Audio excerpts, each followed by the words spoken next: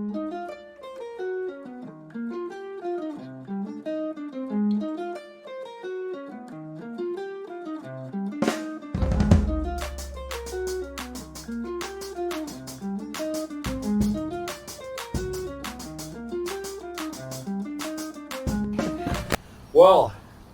hello, I'm Luther Kruger with the Big Blue Sun Museum of Solar Cooking in Minneapolis, and I am being hosted graciously by Lorraine Anderson, who has written, promoted, you probably have designed some too, I don't know. No, I am not a designer. Oh, okay, but we'll talk about design that you like and stuff, and cooking and all that. Here in Corvallis, Oregon, beautiful day. I don't think there's a speck of smoke in the sky, so it's perfect timing.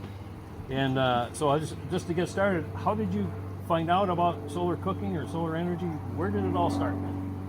Probably in about the early 1990s. My partner and I we moved to Davis, California, and we went to the California State Fair in Sacramento. And Solar Cookers International had a booth there, and they were cooking with a solar cooker, and we were intrigued, and we decided that we were going to build one, which we did, and start cooking with it. And then we decided that more people needed to know about it, and so we wrote our first cookbook, Cooking with Sunshine. Rick Palkovic and I wrote this book. And in 2005, I moved to Corvallis. Rick is still in Davis, and he and his wife cook with Sunshine still. Okay. And what are you doing now? Are you still promoting? Okay, or? so what I'm doing now is I am working on the sequel to this book. Okay. And that's what I have right here. And I'd love to just read you a sentence from the introduction, which sort of tells about my approach to solar cooking. So this is going to be called Savory Solar, Fresh and Simple Summer Meals Cooked with the Sun. And my ambition with this book is to really reach mainstream Americans, because a lot of people think of solar cooking as for the third world countries or for survivalists in this country, and I think that its appeal would be much broader if more people knew about it, and if it was if there was a manual that was more accessible. Sure. And so that's what I'm aiming for here. So I say in the beginning, between about mid-May and mid-September in Oregon, I don't turn on my indoor oven and rarely use the stovetop. When the sun gets high enough in the sky that the corner of the back deck over there stays in sunshine most of the day, I know it's time to pull the solar cookers out of storage. The living is about to get easy. Nice. So I do it because I love how easy it is once you have the hang of how to do it. Yeah. As you know, I mean, you have to, it's a complete change in your thinking about how to cook. That said, I myself, we changed microwaves. I got to learn how to use the new microwave. I mean, it's about the same time it takes to learn a solar cooker. I mean, it took a couple minutes. Okay, dials here, whatever. Yeah. So I try to say don't be afraid. You know, everyone's got, there's 4 or 5 different kinds of cookers. You got a microwave, you got a stove top, you got the oven, you might have a toaster oven. And you might have an outdoor grill. Yes. A lot of people do. Exactly. And that doesn't preclude learning how to cook with the sun. Yes, exactly. Yeah. Nice. So, and this is in progress? It's been for many years, and I keep working on it. I hope in the next 2 or 3 years, I'm going to have something to market. And my ambition is, so this cookbook is still selling, but there's no color photographs in it now. So I would like to achieve the status of something like, these newer cookbooks that are very appealing because they have beautiful photographs, and of course they have a food stylist who does a lot of that. But that's my ambition, and so I have been testing a lot of recipes. That's what I spend a lot of time testing recipes. Sure. So, and using different cookers. So you might want to know what cookers. Yes. What do you have here? You have a lot. Well, so this Olivor is the best workhorse because I can, I leave it out at night. I don't worry about it, and it holds 2 pots. And so it's very convenient in that way. I love my solid board. But then I have Jim LaJoie's all season solar cooker, and Sharon Clausen's Copenhagen. Oh yeah. And Roger Haynes's Haynes 1 and Haynes 2. And then I have what's called the Sun Toys. Did you ever meet Dave who came up with this? No, I did not, but I did Dave get one. Piper. Yeah, I found one on eBay. Oh, It's in my good. collection. Yes. Oh, great. All And of then, them of course, the cook kit. Yes. So I'm kind of, trying different cookware in combination with different solar cookers. And this summer, I was way into exploring cookware. Sure. So if you want me to talk about that. Sure, yes, please. Okay.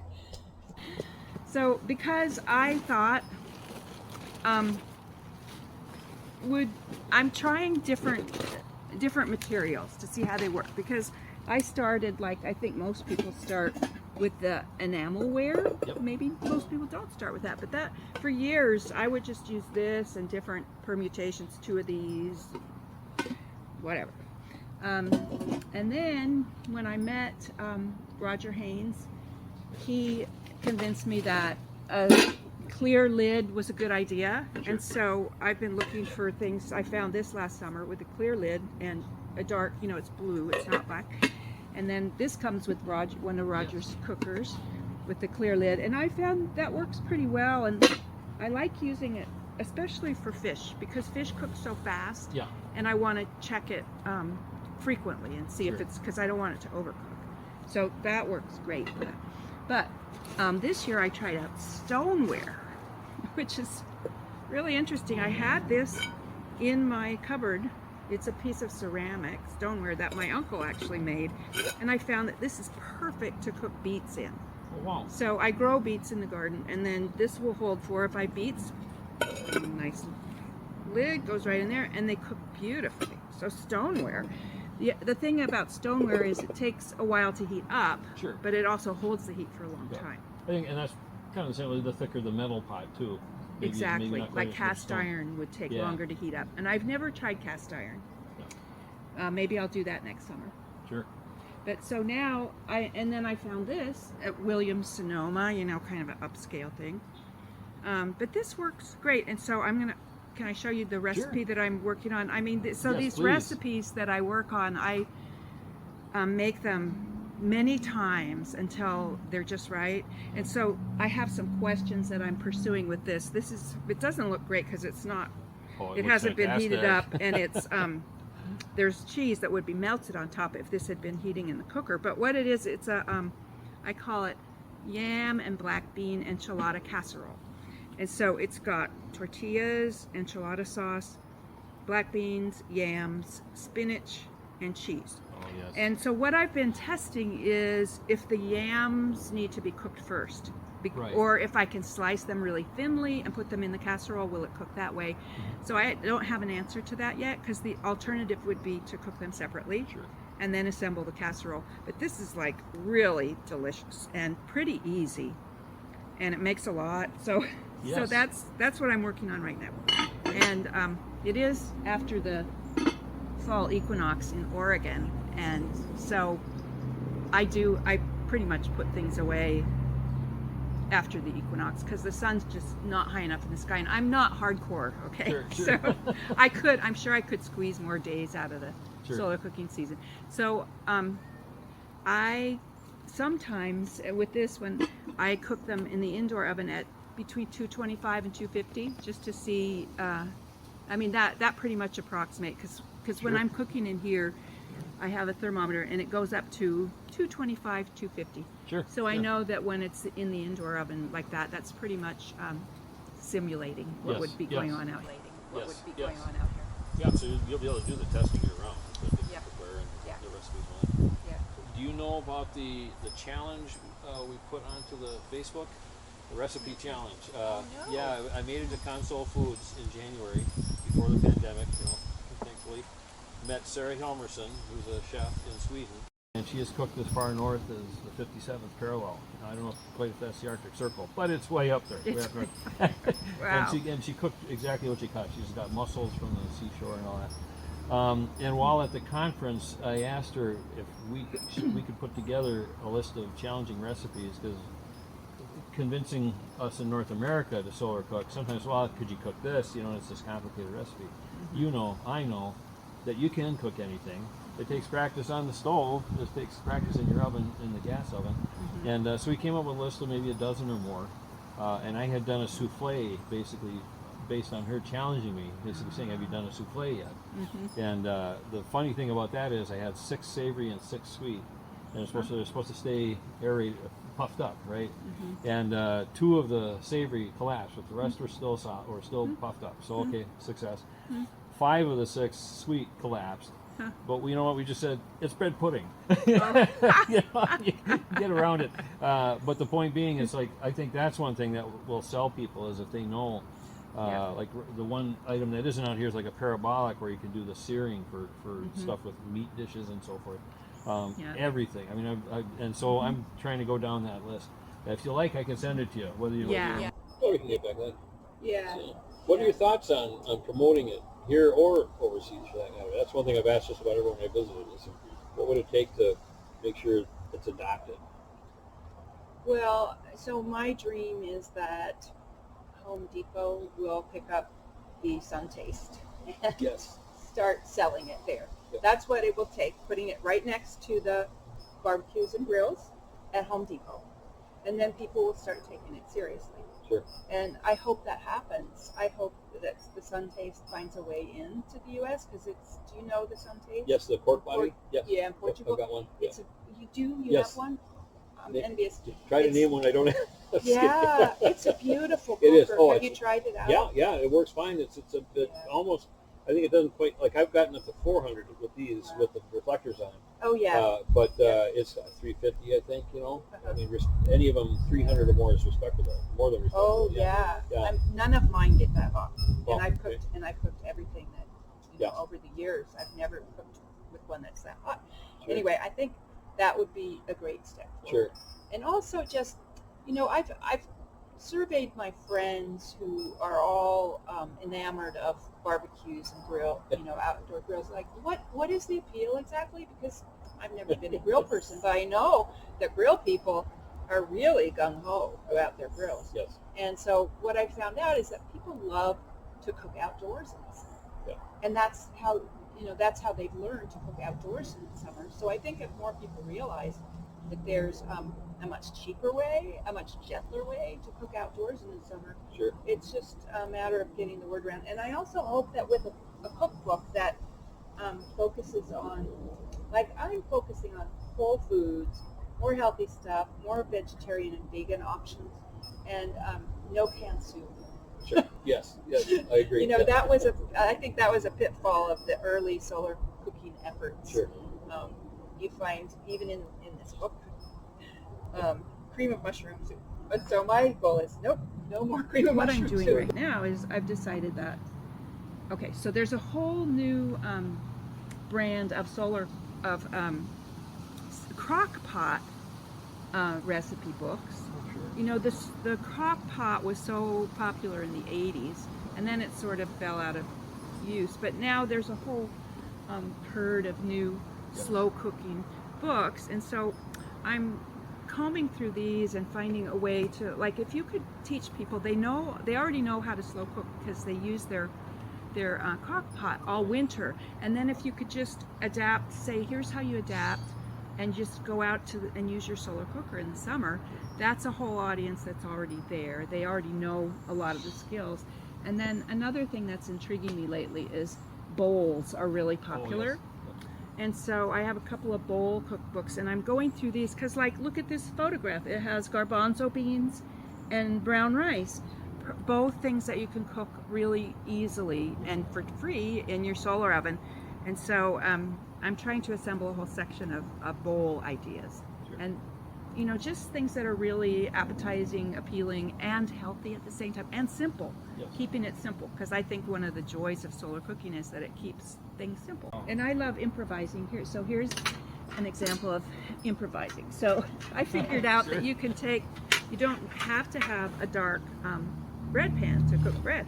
So I use my clear, but I put it in a dark pan, and then I found these barbecue grill mat things.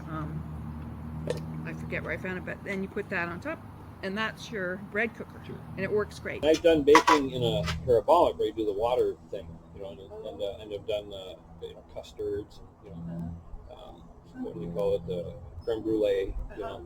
Oh, perfect. Yeah. So anything. All I'm saying is anything can be done in a solar cooker with the right type. So Yeah.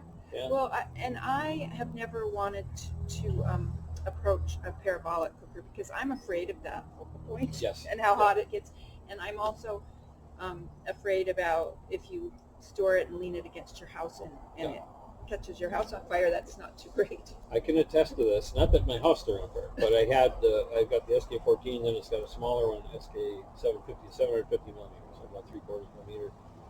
Had it on my deck, and we had a rainstorm, and it blew it over, and I keep them pointed down and bungee corded. Well, this one was bungee corded, but it turned up, and I had put a 2x4 on my fence to put. Eventually, I was going to put a shelf on it, and the focal point had hit it just and put a little smile-shaped char in it. I sawed that piece off, and I have it screwed to my garage door as a reminder of the power of that, and how the safety measure. Yeah. People need to know, they need to respect those. And the other thing about parabolics that I'm not fond of is that you kind of have to stand in the sun to tend it because it Yes. needs tending. Yeah. So my favorite thing about this is that it doesn't need tending. Sure. So I can just relax inside while this is working away in the sun. Sure. Have you seen the Simplicity yet? It's made in France. I met the inventor when we went to the conference. We took a side trip through Spain and then into France. Alain Vivas is his name. He was inspired by Joe Radabau's book, Heaven's Flame, when he was in the States in the 80s or 90s, busking, doing mime and stuff, you know, just kind of finding himself. And as soon as he read that book, he said, well, I'm going to develop one of the best cookers. And it's parabolic, about 800 millimeters, and the focal point is soft, and he has it, and it's a deep gravel, so it's under the plane of the bowl of the reflector, so you don't get that harsh focal point. And he has a bullseye thing. It's really ingenious. The hole in the reflector, and then the little dot of sunlight. If it's on the bullseye, it's in perfect focus. But you can set that dot like 20 minutes or 40 minutes ahead of time. So you can cook for an hour, hour and a half. You know, if something that really takes a long time to cook. It's very well done. It's not a fire. You could bring it out to the forest, even with a high fire hazard, because it's fire safe. It's probably the only parabolic that's totally fire safe. Simplicity? Simplicity, yeah. I'm going to look that up. Yeah, simplicity.fr. And I'm known on the Facebooks for being fanatic about it, but it's because it's very well designed, very few parts. Packable. I have it in my car when before I go, I can show it to you. It's really incredible. Can't think of anything else. Is there anything else you'd like to tell aspiring solar cookers? Well, I consider myself an experimenter still after 25 years of cooking with sunshine, and I just tell people, just get in there and do it and experiment. It's all an experiment. It's all experimenting. Yep. So just do it. Yep. Don't be afraid. I tell people, just take the joy of cooking. Just take a recipe. It might be a little different, but so what? If it's really good, we're good to go. And you learn very quickly. Yes. By doing. Yep. Yeah. Well, great. Well, thank you so much. Thank you, Luther. It was a perfect, beautiful day for this. The sunshine. Good luck.